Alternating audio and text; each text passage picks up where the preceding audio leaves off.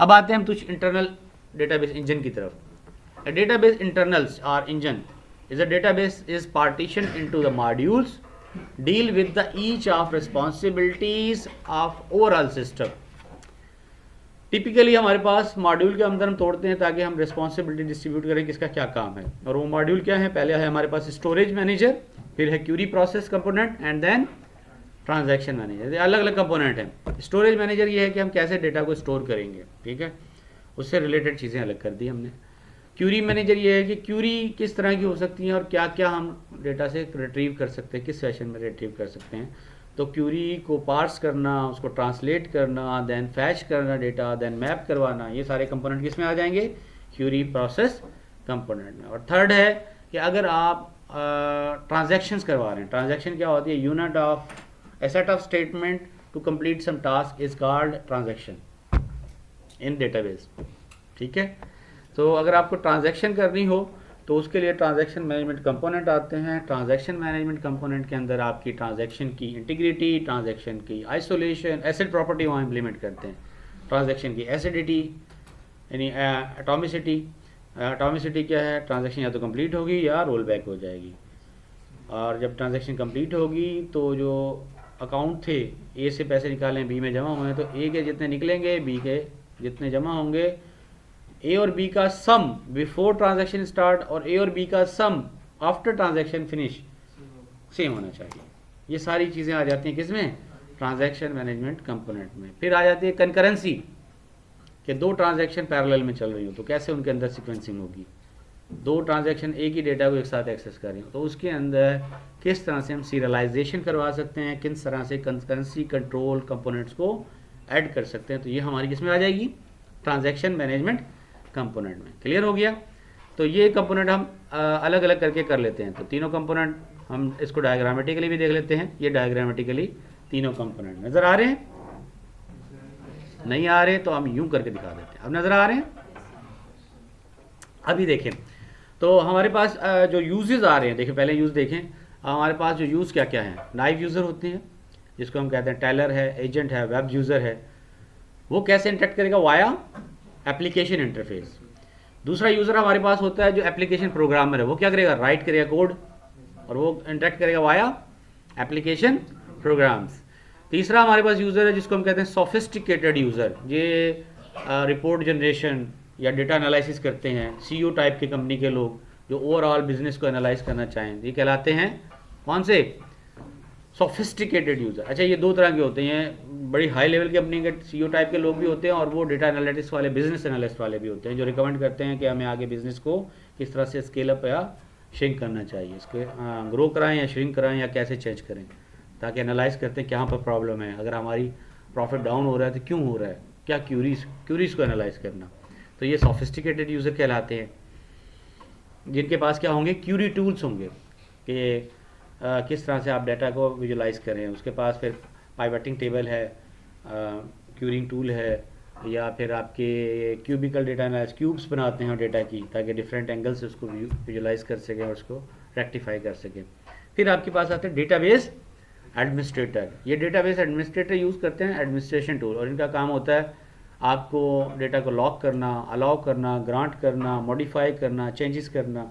ये डीबीए कहलाते हैं एक्चुअली, डेटाबेस एडमिनिस्ट्रेटर। ये इनके टूल के ज़रिए आपके डेटा को एक्सेस करते हैं। ठीक हो गया। अब आते हैं नेक्स्ट लेयर पर, जिसका नाम क्या है, क्यूरी मैनेजर। इस क्यूरी मैनेजर में देखें, ये तो हमने देख लिया सारे कंपोनेंट कैसे करते हैं, via application, via program, via tools and via administrative tool. अब आते हैं हम कंपोनेंट ऑफ क्यूरी मैनेजर में। क्यूरी मैनेजर में अगर आप देखें यहाँ पे कि जो हमारे पास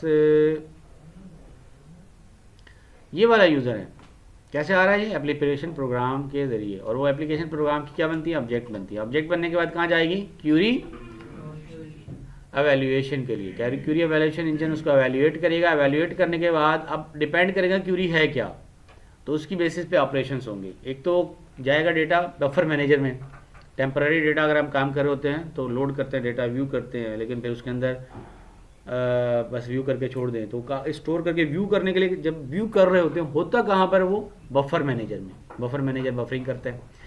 फिर फाइल मैनेजर है, उससे इंटरेक्ट करते हैं, और बफर मैनेजर कनेक्ट होता है डिस्क स्टोरेज के अंदर दो चीज़ों के साथ, एक तो डेटा और दूसरा इंडाइसिस। ठीक है, डेटा को फास्ट फैच करने के लिए आपको इंडाइसिस चाहिए, तो ये दो चीज़ें मैनेज कर रहा होता है कौन, बफर मैनेजर। और फाइल मैनेजमेंट क्या कर रहा होता है, दोनों ही चीज़ों को यूज़ करता है, लेकिन दोनों के इंटेंट डिफरेंट है। बफर मैनेजर टेम्पररी स्टोर करने के लिए डेटा को लेता है, कौन सा डेटा टेम्पररी स्टोर है, अगर चेंजेस हुई हैं तो टेम्पररी से वो क्या होगा, मॉडिफाइड डेटा में आएगा। क्लियर है। फाइल मैनेजर क्या है, फाइलिंग मैनेज कर रहा है। फाइलिंग मैकेनिज्म के मतलब कौन सी फाइल का क्या नाम है, कहाँ से डेटा उठाया, किस टेबल से उठाया, क्या चेंजेस किए, कहाँ स्टोर करना है, तो ये सारी चीज़ें फाइलिंग के लिए मैनेज कर रहा होता है। ये नहीं फाइलिंग के लिए क्या है कि इसका यूँ समझ लें नेम स्पेस को मैनेज कर रहा होता है, और ये क्या कर रहा होता है, स्टोरेज को मैनेज कर रहा होता है। क्लियर है। ये स्टोरेज को कि कितनी स्टोर चाहिए, अभी आप ओएस पढ़ेंगे तो ये चीज़ें आएंगी कि फ्रेगमेंट्स ऑफ डेटा कहाँ स्टोर करना है। आर्किटेक्चर में भी आप पढ़ेंगे कि डेटा जब लोड होगा तो मेमोरी में आएगा 2 मिलीसेकंड लगेंगे, फिर मेमोरी से कैशे में आएगा नैनो सेकंड्स लगेंगे, फिर कैशे से रजिस्टर में आएगा, फिर कुछ डेटा जो है जिसको चेंज करेंगे, कुछ डेटा चेंज नहीं होगा, जो चेंज नहीं होता उसको दोबारा राइट करवाने की ज़रूरत नहीं है, जस्ट उसको डिलीट कर दो। बफर में रैम में डेटा आया आपका हार्ड ड्राइव से, आपने चेंज नहीं किया तो क्या वो दोबारा हार्ड ड्राइव पर राइट करवाने की ज़रूरत है, यस नो, क्यों, कि वहीं से तो रीड किया है। और अगर उसके अंदर चेंज किया है अब राइट करवाने की ज़रूरत है, यस, क्योंकि मॉडिफाई किया है। क्लियर है। तो जो आपने चेंज किया वो डर्टी डेटा हो जाता है, डर्टी डेटा राइट करवाना है, डर्टी बिट सेट हो जाएगी। ये सारी चीज़ें आर्किटेक्चर में पढ़ेंगे, मेरे कोर्स का कंपोनेंट नहीं है, but I am linking it ताकि आप इस कंपोनेंट को समझ सकें। क्लियर है कि डर्टी डेटा क्या होता है, TLB translation look aside buffer कैसे काम करता है, ये सारी चीज़ें आप कंप्यूटर आर्किटेक्चर में पढ़ेंगे। और मेमोरी मैनेजमेंट करके प्रोसेस का एग्जीक्यूशन, प्रोसेस कंट्रोल ब्लॉक क्या बनेगा, स्टैक कैसे मैनेज करेगा, वो ऑपरेटिंग सिस्टम में पढ़ेंगे। ठीक हो गया। यहाँ हम सिर्फ डेटा को कंपोनेंट को देखेंगे, यहाँ पे आपने मैनेज करना है डेटा को। क्लियर हो गया। अब आते हैं टुवर्ड्स क्यूरी एवोल्यूशन के बाद कुछ और चीज़ें भी चल रही होती हैं, वो क्या है, क्या आप ये काम कर सकते हैं या नहीं, उसके लिए क्या चाहिए, ऑथोराइजेशन एंड इंटीग्रिटी मैनेजर। और क्या ये ट्रांजैक्शन जो है वो कंप्लीट हुई है या रोल बैक होगी तो क्या करेगा, ट्रांजैक्शन मैनेजर चलेगा, या मल्टीपल ट्रांजैक्शन चल रही है एक साथ तो कौन हैंडल करेगा, ट्रांजैक्शन मैनेजर। क्लियर है। अच्छा जी, अब ये क्यूरी इंजन हो गया। अगर आपकी क्यूरी आई है कहाँ से, एप्लीकेशन प्रोग्रामर से, तो वो जाएगी कंपाइलर के पास, कंपाइलर उसको एवेल्यूएट करेगा एप्लीकेशन प्रोग्रामर ने जो कमांड बना के दिए हैं वो यूजेबल है या नहीं है। ठीक है। अच्छा, अब सवाल ये पैदा होता है कि इसके वाली ये कमांड क्यों नहीं गई, इसलिए नहीं गई कि एप्लीकेशन प्रोग्रामर ने आपको स्कीमास बना के दिए गए हैं, कौन से टेम्पलेट्स बना के दिए हैं कि कौन सा टेम्पलेट एग्जीक्यूट करेंगे। जब आप एक अगर टीचर आएगा तो कौन से टेम्पलेट को एक्सेस करेगा, एक एडमिन आएगा तो किसको एक्सेस करेगा, कंट्रोलर आएगा तो कैसे एक्सेस करेगा, वो उसने टेम्पलेट बना के दे दिए। वो राइट करता है तो फर्स्ट टाइम क्या होगा, कंपाइलर उसको चेक करेगा, चेक करने के बाद लिंकर बनाएगा और उसको एप्लीकेशन प्रोग्राम में ऑब्जेक्ट कोड बना के रख देते हैं। एप्लीकेशन यूज़र डायरेक्ट उस ऑब्जेक्ट कोड को एग्जीक्यूट करेगा बस, ताकि उसको वो जो कंपाइलर वाला टाइम है वो बच जाए। ठीक है। तो ये एप्लीकेशन प्रोग्राम में ये काम कर रहा होता है। उसके साथ साथ वो क्या कर रहा है, DML डेटा मैनिपुलेशन क्यूरीज चला रहा होता है। उसके बाद वो क्यूरीज कहाँ से आती हैं, DML कंपाइलर और ऑर्गेनाइजर ऑर्गेनाइज करता है और एवेल्यूशन क्यूरी एवेल्यूशन इंजन को देता है, और वो फिर बाकी वो इस टाइप में सारी। लेकिन अगर यूज़र सोफिस्टिकेटेड यूज़र यूज़ करेगा तो उसकी क्यूरी किसके पास आएगी, DML के पास, DML क्यूरीज बनेगी ये, और DML से फिर वो DML कंपाइलर ऑर्गेनाइजर और नीचे चली जाएगी। और अगर आपका DBA है, DBA क्या करता है, DDL डेटा डेफिनेशन लैंग्वेज, उसका इंटरप्रेटर चलेगा। क्लियर है। ये मैंने पहले चीज़ें करवाई आपको, इसलिए DDL DML क्या होता है, ताकि ये आर्किटेक्चर आपको यहाँ पे समझ में आ जाए। डन हो गया। तो इस तरह से चीज़ें ऑर्गेनाइज हो जाती हैं, और ये पूरे 3 कंपोनेंट में हमने इसको तोड़ दिया। पहला कंपोनेंट क्या कहलाएगा,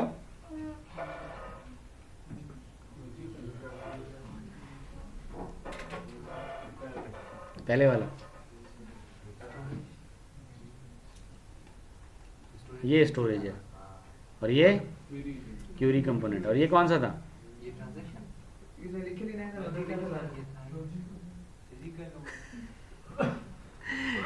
मतलब ये लिखा है, इधर लिखा हुआ है उससे पढ़ के बता रहे हो, और इसका लिखा नहीं हुआ है, लेकिन पिछली स्लाइड में तो दिखाया था मैंने आपको।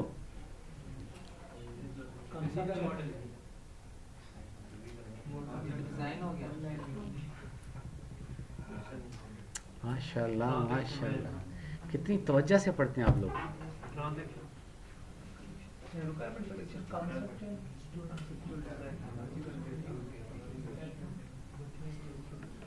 मोर देन 30 स्टूडेंट है, हाउ मेनी, मोर देन 30, 40, 40 दिमागों ने एक चीज़ अभी मैंने दिखाई उसको भुला दिया इतनी जल्दी। तुम तो आमिर खान को भी मात दे गए, गजनी को, वो 15 मिनट तक तो याद रखता है।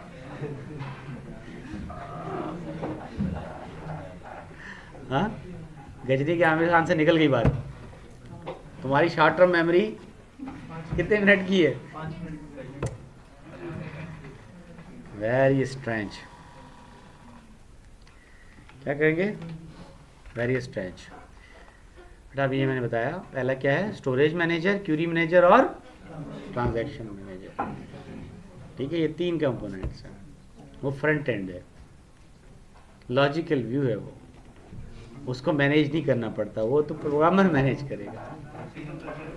ठीक है, स्टोरेज मैनेजर स्टोरेज को मैनेज करना, क्यूरी मैनेजर एक्चुअली क्यूरी को कंपाइल करना, एग्जीक्यूट करना, इंटरप्रेट करना, और उसी में एक कंपोनेंट था ट्रांजैक्शन मैनेजर। ठीक है।